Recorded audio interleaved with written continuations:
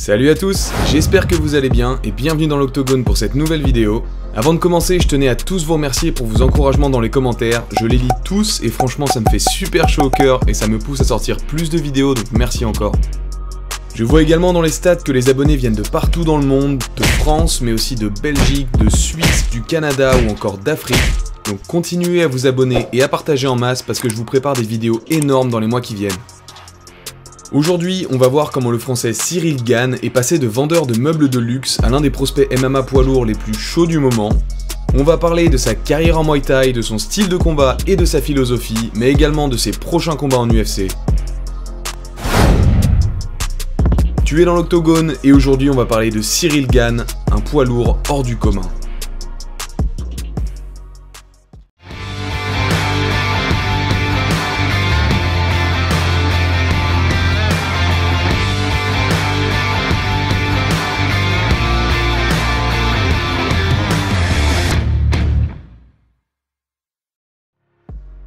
Cyril est un combattant français de 30 ans, originaire de Vendée.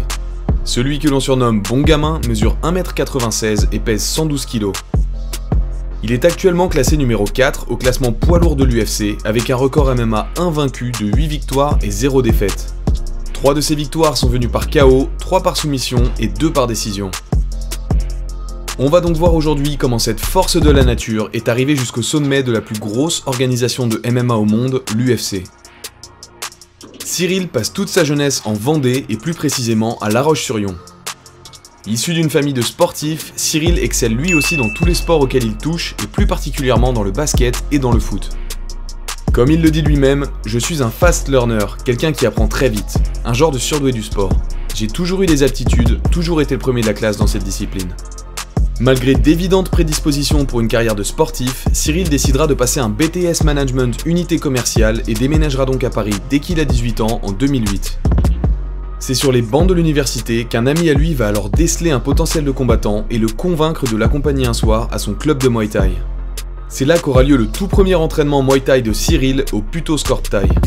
Cyril va alors adorer le sport et va vouloir commencer à s'entraîner régulièrement, mais malheureusement son nouveau club se trouve très loin de chez lui et la distance à parcourir pour aller s'entraîner va le démotiver. Il ne viendra alors plus qu'une fois par mois aux entraînements. Rapidement, son coach va déceler du potentiel et parviendra à le convaincre de venir plus souvent en mettant en place 3 entraînements par semaine pour lui.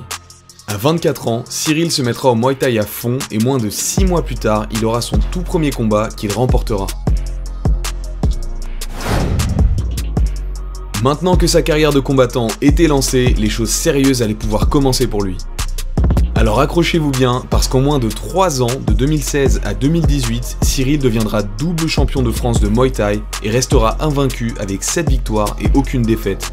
C'est un parcours juste incroyable étant donné que Cyril commence les arts martiaux sérieusement à 24 ans, ce qui est super tard. Ce qui est encore plus incroyable, c'est que pour en arriver là, il battra 2 grands noms de la discipline, Brice Guidon et surtout Yacine Bouganem, alors que tout le monde le donnait perdant. Et encore plus dingue, c'est qu'il accomplit tout ça en parallèle d'un travail à plein temps. En effet, Cyril est à l'époque vendeur de meubles haut de gamme car il ne peut pas encore vivre de ses combats. Il fait alors beaucoup d'heures en magasin, mais il décharge aussi les camions et il monte les meubles. Il lui arrive alors de faire des journées de 11 heures très physiques et d'aller quand même s'entraîner après. Il lui arrive également de quitter son job en milieu de journée pour aller à la pesée de ses combats. C'est vers la fin de sa carrière en Muay Thai que Cyril va être licencié économique de son poste. Il va alors décider de se consacrer pleinement à son objectif et va faire une rencontre qui va faire basculer sa carrière. Au travers d'un ami commun, il rencontrera Fernand Lopez qui est le coach principal du MMA Factory, la plus grosse salle de MMA de France et l'une des plus grosses en Europe. Cyril est à l'époque à la recherche d'adversaires pour s'entraîner car les sparring partners poids lourds manquent cruellement en France en Muay Thai. Lopez verra alors beaucoup de potentiel chez Cyril et le convaincra de se mettre aux arts martiaux mixtes. Il lui proposera alors de l'entraîner et en fin 2017, Cyril entamera sa transition en MMA sous la tutelle de Fernand Lopez au MMA Factory à Paris. Après 8 mois de transition seulement, en août 2018, Fernand Lopez lui trouvera un premier combat pro en MMA. Pas d'échauffement par la case amateur donc, directement dans la cour des grands pour Cyril. L'objectif est alors simple pour Lopez, il veut faire entrer Gane à l'UFC et monte donc un plan d'action. Lopez choisira comme organisation pour le début de Cyril le TKO, une organisation canadienne de MMA. Fernand Lopez va alors réussir à négocier avec le patron du TKO de laisser Cyril se battre pour la ceinture des poids lourds. La p*** de ceinture pour son tout premier combat en MMA, c'est juste dingue. Pour récapituler, à ce stade, Cyril a moins de 3 ans d'expérience pro en Muay Thai, aucune expérience préalable en lutte ou en sport de grappling et 8 mois seulement d'entraînement en MMA. Et malgré tout ça, Cyril va complètement détruire son adversaire et va réussir à l'amener au sol et à le soumettre avec une guillotine en 2 minutes de combat en août 2018. Une guillotine pour son premier combat en MMA, c'est juste incroyable, comme le souligne bien le commentateur qui n'en revient pas. Oui, les frappes sont puissantes, les côtes qui descendent sur le visage de Sullivan, et ça continue, Sullivan est en difficulté, terminé! Cyril Gane qui vient de remporter par étranglement frontal, une guillotine quoi! Cyril gagnera également son deuxième combat dans l'organisation par KO en moins de 2 rounds.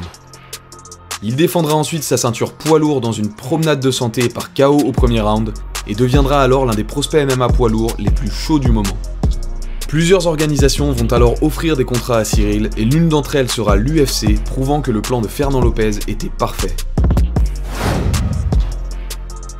Un an seulement après avoir commencé le MMA, en 2019, Cyril arrive donc à l'UFC et comme il en rigole lui-même dans des interviews, il ne sait même pas le nom des combattants lorsqu'il rejoint l'organisation. Gane va alors avoir un parcours de fusée en UFC. Dans son premier combat, en août 2019, il mettra une soumission bras-tête au premier round à un combattant qui est ceinture noire de jiu-jitsu brésilien.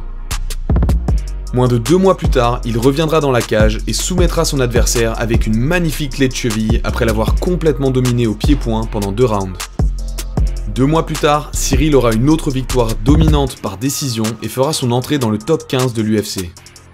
Après une année 2020 sans combat en raison du Covid, Cyril reviendra en décembre et obtiendra la plus grosse victoire de toute sa carrière lorsqu'il mettra KO l'ancien champion du monde poids lourd UFC, Junior Dos Santos.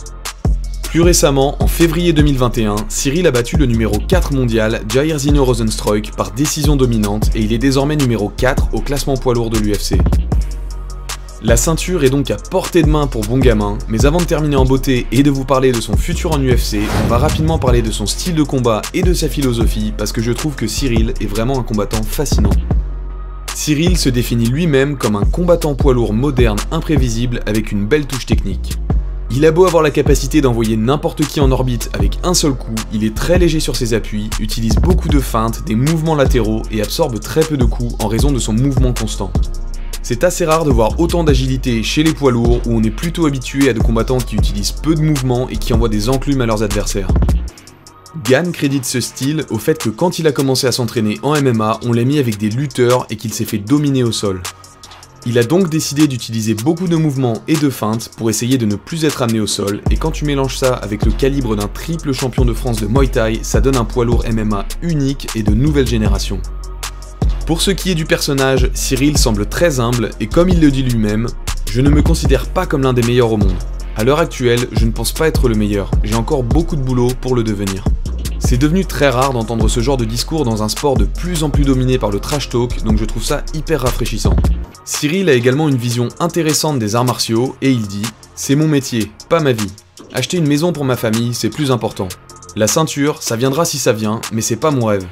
Ma vraie mission, c'est de mettre à l'aise ma famille, je sais ce que je veux dans la vie. » On est donc face à un combattant très réfléchi, avec beaucoup de recul, et franchement, moi j'adhère beaucoup à sa philosophie et à sa façon de se comporter, et je suis content qu'il représente la France sur la scène internationale. On va maintenant finir cette vidéo en beauté en parlant de son futur en UFC. Cyril est à l'heure de cette vidéo classé numéro 4 au classement poids lourd UFC. Si on regarde ce classement de plus près, on voit qu'il n'y a que 3 combattants devant lui et ensuite le champion. Le 27 mars, Stipe Miocic et Francis Ngannou vont s'affronter pour la ceinture et j'ai d'ailleurs fait une vidéo couvrant le sujet que tu peux voir en cliquant juste ici. Il semblerait, d'après l'UFC et d'après Fernand Lopez, que le prochain combat de Cyril soit contre Derrick Lewis. Derrick est un combattant terrifiant surnommé la Bête Noire qui a le record pour le plus de KO de tous les temps en UFC et qui est taillé comme une montagne. S'il gagne ce combat, Cyril devrait logiquement être le prochain à se battre pour la ceinture contre soit Francis Ngannou qu'on ne présente plus et avec qui il lui est arrivé de s'entraîner au MMA Factory, soit Stipe Miocic qui est considéré comme le meilleur poids lourd de tous les temps. D'énormes challenges attendent donc Cyril, mais Fernand Lopez a énormément confiance en ses aptitudes. Cyril risque donc de nous régaler avec de magnifiques combats dans les années qui viennent, et Bon Gamin donnera très certainement une poussée importante au MMA français. Champion de Muay Thai, champion TKO, invaincu en MMA et à seulement 30 ans, le Vendéen semble taillé pour une carrière épique à l'UFC. Je laisserai Cyril finir cette vidéo avec son slogan parce que je trouve que ça décrit parfaitement son état d'esprit et que ça annonce la couleur pour la suite de sa carrière. There must be someone you would like to fight next. No, nobody. Anyone, anywhere. C'est maintenant la fin de cette vidéo sur le prospect MMA français le plus chaud du moment, Cyril Gane. N'hésitez pas à me dire dans les commentaires qui vous verriez sortir gagnant dans un combat entre lui et Derrick Lewis et pourquoi. Encore une fois, je vous prépare du très lourd dans les semaines qui arrivent, donc n'hésitez pas à vous abonner, mais aussi à liker la vidéo, sinon je dis à Terry de vous mettre un coup de genou sauté dans l'œsophage, et moi je vous dis à très bientôt pour une nouvelle vidéo, ciao.